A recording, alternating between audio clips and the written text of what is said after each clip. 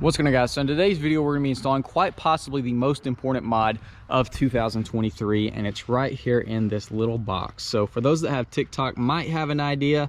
For those that don't, let me throw some clips together and show y'all what's been going on.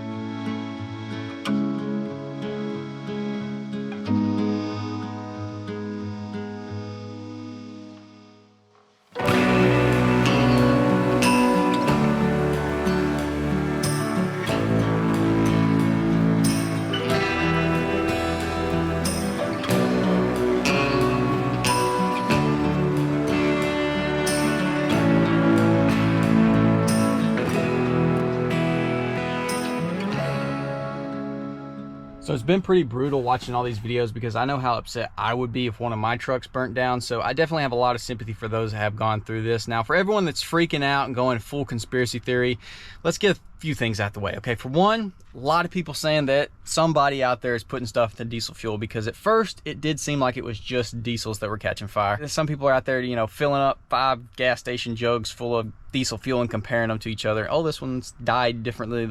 Okay, let's just go ahead.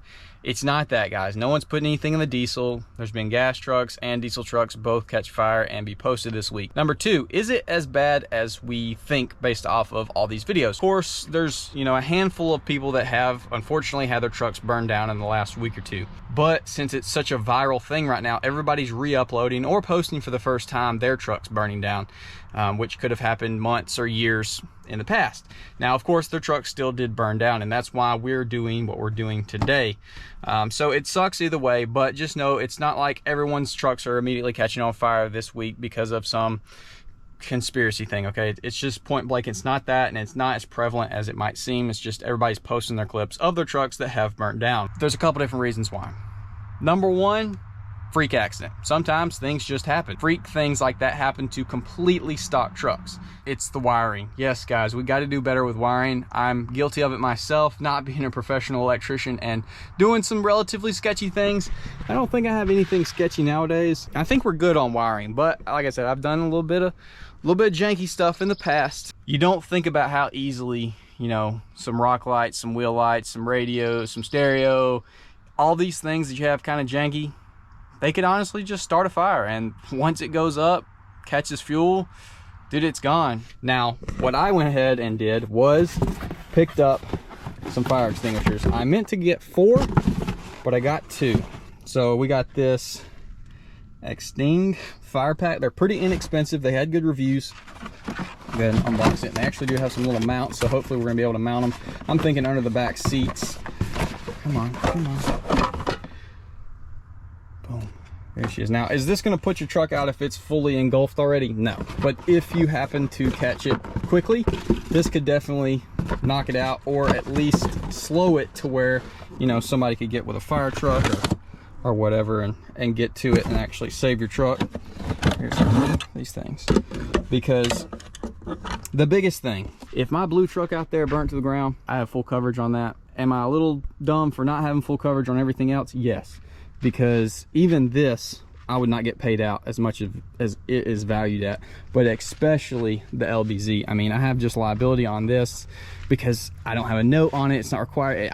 I should have full coverage on this truck, but I don't. And this truck, you know, could definitely be sold for $20,000+, and insurance might value it at, I don't even know what, but I'm sure it's nowhere near what these trucks go for nowadays, because this is an old truck to insurance.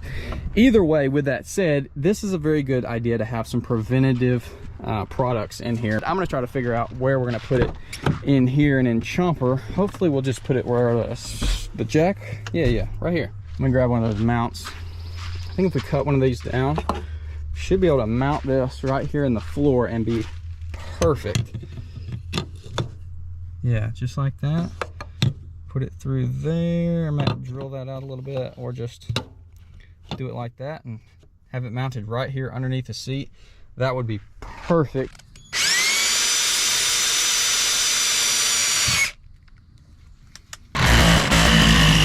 that won't catch on fire. But if you cut that in half and it's super extremely hot and it pops off in your carpet, then it might. So we're gonna go ahead and grab it with some pliers.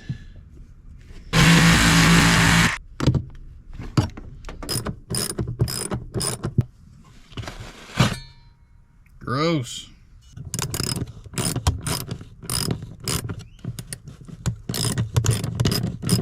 All right, will it fit on there? Oh, beautiful. Beautiful. Just like that. That's sick. So yeah, aside from needing to get some carpet cleaner for sure, she's on there.